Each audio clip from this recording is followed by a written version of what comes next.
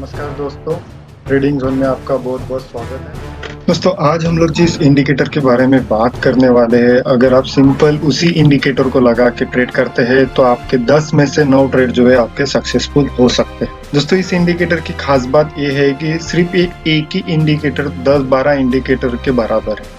मतलब आपको सिर्फ एक ही इंडिकेटर लगाना है, उसके अलावा आपको दूसरा कोई भी इंडिकेटर लगाने की कोई भी जरूरत नहीं है। तो चलिए शुरू करते हैं। आज मैं जिस इंडिकेटर के बारे में बात करने वाला हूँ उस इंडिकेटर का नाम है मूविंग एवरेज। आप सबको पता ही होगा कि मूविंग एवरेज क्या है और बहुत से लोगों ने इसे देखा भी होगा, लेकिन बहुत से लोगों को पता ही नहीं है कि मूविंग एवरेज पे किस तरह से भी ट्रेड लिया जा सकता है सिंपल एक ही मूविंग एवरेज यूज करके। आज मैं जिस मूविंग एवरेज के बारे में बात कर रहा हूँ वो मूविंग एवरेज है 50 EMA का मूविंग एवरेज। यानी कि आपको सिंपल सा एक मूविंग एवरेज लगाना है और यहाँ पे 50 EMA का मूविंग एवरेज लगा दें। दोस्तों एक बात हमेशा मैं आपको बताना चाहूंगा, मतलब इस मूविंग एवरेज की एक खासियत बताना चाहूंगा कि मूविंग एवरेज हमें सिर्फ एवरेज ही नहीं बताता, मूविंग एवरेज हमें सपोर्ट भी बताता है, मूविंग एवरेज हमें रेजिस्टेंस भी बताता है, मूविंग एवरेज हमें एक ट्रेंड भी बताता है कि अभी ट्रेंड क्या चल रहा है, क्या बुलिश ट्रेंड है या बेरिश ट्रेंड है। ये एक ही इंडिकेटर 10 इंडिकेटर के बराबर है और इस इंडिकेटर के लिए आपको दूसरा कोई भी इंडिकेटर लगाने की जरूरत नहीं है, जैसे MACD हो गया, RSI हो गया या स्टॉर्ची RSI हो गया। इस तरीके से कोई भी आपको इंडिकेटर लगाने की जरूरत नहीं है। सिंपल सा आपको कुछ रूल रेगुलेशन फॉलो करना है। अगर आप उस हिसाब से अगर उसको ट्रेंड के साथ फॉलो करेंगे तो आपके 10 में से 8 ट्रेड सक्सेसफुली होंगे दोस्तों, और 8 में से भी 2-3 ट्रेड ऐसे लेंगे कि आपको अनएक्सपेक्टेड देखे जाएंगे। तो चलिए शुरू करते। जैसा कि आप देख रहे हैं कि प्राइस नीचे आया है, ठीक है। नीचे आने के बाद प्राइस ने मूविंग एवरेज को ब्रेक किया है ऊपर में।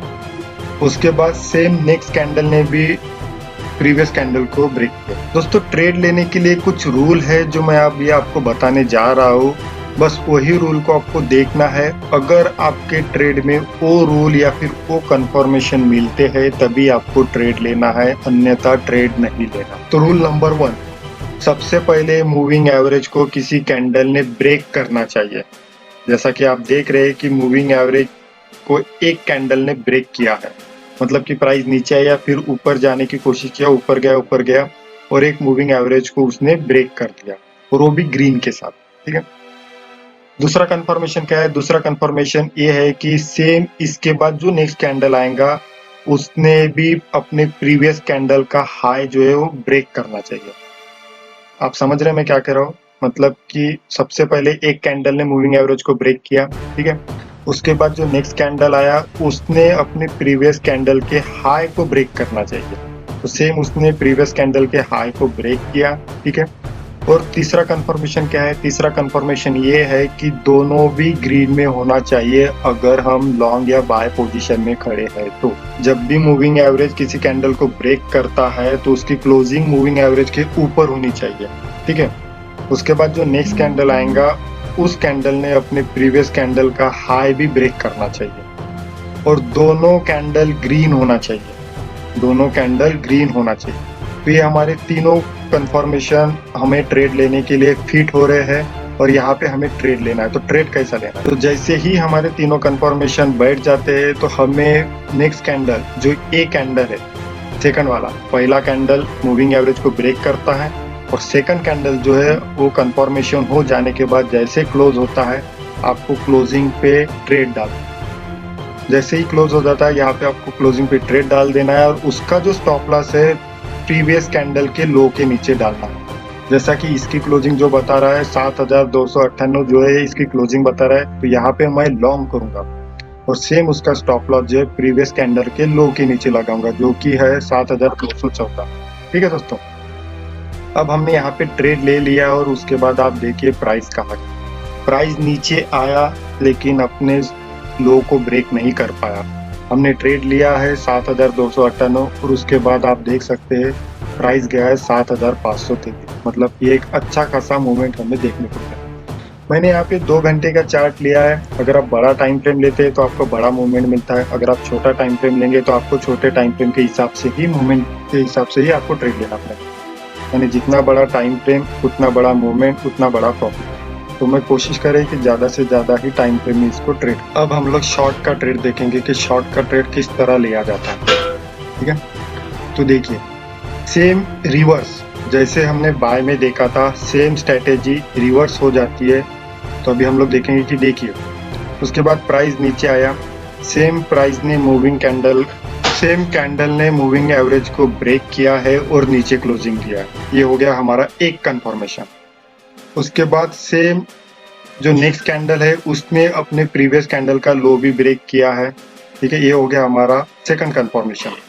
और दोनों कैंडल का कलर रेड है, जैसा कि आप देख पा रहे हैं दोनों कैंडल का यहाँ पे कलर जो है रेड है। ये हो गया हमारा तीसरा कंफर्मेशन। सेम उसके बाद हमें ट्रेड लेना है। तो हम ट्रेड कैसे लेंगे? जैसे ही हमारे तीनों कंफर्मेशन फिट हो जाते हैं तो उसके बाद जो ये कैंडल है सेकंड वाला, वहां पे हम लोग शॉर्ट का ट्रेड लेंगे जो है क्लोजिंग पे।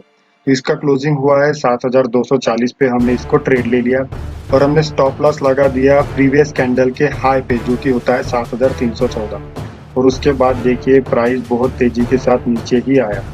यहाँ पे देखिए उसने स्टॉप लॉस हिट नहीं किया, प्राइस कस के बाउंस हुआ लेकिन स्टॉप लॉस को हिट नहीं कर पाया। आप देख रहे हैं इसने हाई बनाया है 7298 और ये हमारा स्टॉप लॉस था 7314। आप देख सकते हैं इसने स्टॉप लॉस को हिट नहीं किया है।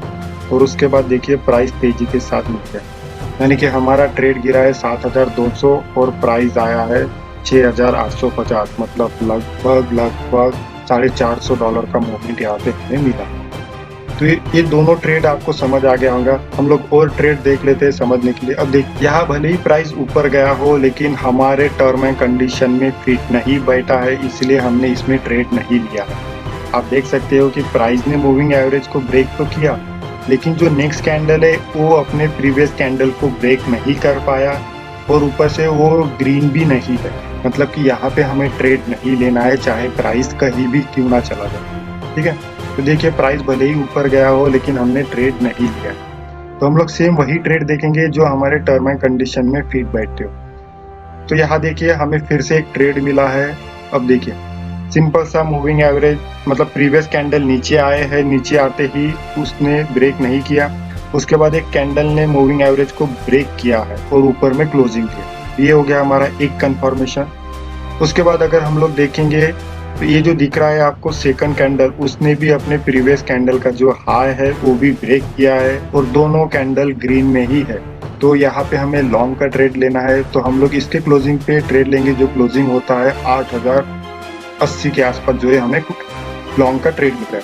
सेम हमने ट्रेड ले लिया और उसके नीचे जो है स्टॉप लॉस लगा दिया, जो कि हमारा स्टॉप लॉस आता है 7955। और उसके बाद आप देखिए प्राइस बहुत तेजी के साथ भागा, लगभग हमें यहाँ पे $1000 का मूवमेंट देखने को मिला। अब सवाल ये है कि हम लोग ट्रेड को कहाँ क्लोज करें। तो दोस्तों क्लोजिंग वो आप पे डिपेंड करते हैं कि अगर आप प्रॉफिट में आते हो अच्छे खासे तो आप ट्रेड को क्लोज कर सकते हो, या तो फिर आपको सपोर्ट एंड रेजिस्टेंस देखना पड़ेगा कि आपको कहाँ सपोर्ट दिख रहा है। अगर आप सपोर्ट ड्रॉ करें और उस सपोर्ट पे आप जो है अपना ट्रेड को जो है क्लोज कर सकते हो। ठीक है, सेम अभी हम लोग नेक्स्ट ट्रेड देखेंगे कि देखिए यहाँ पे एक ट्रेड ऐसा मिला है कि देखिए प्राइस नीचे आया, फिर रीटेस्ट करने गया मूविंग एवरेज को, लेकिन मूविंग एवरेज को ब्रेक नहीं किया। उसके बाद कुछ कैंडल के बाद फिर से प्राइस ने मूविंग एवरेज को ब्रेक किया लेकिन नीचे क्लोजिंग दिया है और कुछ डॉजी के तरह क्लोजिंग दिया। फिर भी अगर आप अलग स्ट्रैटेजी यूज करना चाहते हो तो आप उस हिसाब से भी यहाँ ट्रेड ले सकते हो, लेकिन मैं सिर्फ यहाँ पे मूविंग एवरेज का ही बता रहा हूँ, इसलिए मैं सिर्फ मूविंग एवरेज की ही स्ट्रैटेजी के बारे में बात करूंगा। तो जैसा कि आप देख सकते हो कि उसने ब्रेक तो किया लेकिन हमारे टर्म एंड कंडीशन के हिसाब से यहाँ पे फिट नहीं बैठा है, इसलिए हम लोग यहाँ पे ट्रेड नहीं लेंगे। उसके बाद देखिए यहाँ भी प्राइस ऊपर गया है, फिर भी हम लोग ट्रेड नहीं लेंगे क्योंकि हमें अपने स्ट्रैटेजी के हिसाब से ही ट्रेड चाहिए, तभी हम ट्रेड लेंगे, अन्यथा हम लोग ट्रेड नहीं लेंगे। अब आप देख सकते हो, अब देखिए यहाँ पे हमें ट्रेड जरूर मिला है लेकिन यहाँ पे हमारा स्टॉप लॉस हिट हो गया। ठीक है, और स्टॉप लॉस भी बहुत छोटा सा हिट हुआ है, मतलब कि हमें नो लॉस नो प्रॉफिट के आसपास ही हुआ। ये बहुत छोटा सा स्टॉप लॉस है, इसलिए कोई इश्यू नहीं है। अब दूसरा ट्रेड देखते हैं। अब आप देखते हैं इसका हाई, ये दोनों बराबर है इसलिए यहाँ पे कोई ट्रेड ही नहीं बनता। अब देखिए यहाँ पे एक ट्रेड मिला है, कैंडल ने मूविंग एवरेज को ब्रेक किया है शॉर्ट का। ठीक है, उसके बाद सेम उसका नेक्स्ट कैंडल है, उसने भी प्रीवियस कैंडल का लो जो है ब्रेक कर दिया है। जैसे ही लो ब्रेक हुआ और उसकी क्लोजिंग हुई और दोनों रेड में क्लोज हुए थे, सेम हम लोग यहाँ पे जो है शॉर्ट का ट्रेड लेंगे। शॉर्ट का ट्रेड लेंगे और ऊपर में स्टॉप लॉस लगाएंगे। उसके बाद देखिए प्राइस अच्छा खासा नीचे आया और हमें अच्छा खासा प्रॉफिट भी मिला। तो देखिए यहाँ पे भी सेम लॉन्ग का ट्रेड मिला और उसके बाद प्राइस ऊपर गया। ठीक है, यहाँ पे मिला है ट्रेड लेकिन फिर भी प्राइस नहीं हुआ, स्टॉप लॉस हिट हो गया। एक बात मैं आपको बता दूं दोस्तों कि अगर आपका स्टॉप लॉस बहुत ज्यादा आ रहा है तो ऐसे में आप ट्रेड ना लें। भले ही आपको सेंटीमेंट मिल रहा हो फिर भी आप ऐसे में ट्रेड ना लें। अगर आपका स्टॉप लॉस बहुत ही ज्यादा आ रहा है, जैसा कि यहाँ देख रहे, भले ही स्टॉप लॉस यहाँ पे कम हो फिर भी यहाँ पे ट्रेड तो सक्सेस हुआ है लेकिन स्टॉप लॉस ही हिट होगा। ठीक है, लेकिन फिर भी मैं कह रहा हूँ जैसा कि यहाँ देखिए, यहाँ पे ट्रेड मिला है 9,800 से लेके, मतलब हमें लगभग $600-700 का लगभग हमें हो सकता है यहाँ पे स्टॉप लॉस मिले। तो हम लोग ऐसे में ट्रेड नहीं लेंगे। हम ट्रेड कहाँ लेंगे? तो ट्रेड हम लोग वहां लेंगे कि जहाँ पे कम से कम हमारा स्टॉप लॉस हो और ज्यादा से ज्यादा प्रॉफिट हो। मतलब कि कम स्टॉप लॉस होगा तो लॉस भी कम होगा और प्रॉफिट भी ज्यादा होगा। तो ऐसे ही आपको ट्रेड लेना है। तो आई होप दोस्तों आज की वीडियो आपको बहुत पसंद आई हो। तो आपको बस इस पे प्रैक्टिस करते रहना है और ट्रेड लेते रहना है। कम अमाउंट ले, कम प्रॉफिट होगा चलेगा, लेकिन कम अमाउंट में ही आपको अच्छा खासा प्रॉफिट जनरेट हो सकता है, क्योंकि ज़्यादा अमाउंट कभी भी ज़्यादा प्रॉफिट नहीं दे सकता। क्योंकि आप ज़्यादा अमाउंट के साथ ट्रेड करोगे तो जब प्राइस नीचे आके ऊपर जाके नीचे आके ऊपर जाते रहेंगी तो ऐसे में आप खुद के मन को फ्लक्चुएट करते रहेंगे, डर में बैठा रहेंगे। उससे अच्छा है कि आप इसमें ट्रेड ना लें। सिंपल सा कम अमाउंट ले, कम अमाउंट के साथ ही ट्रेड करें।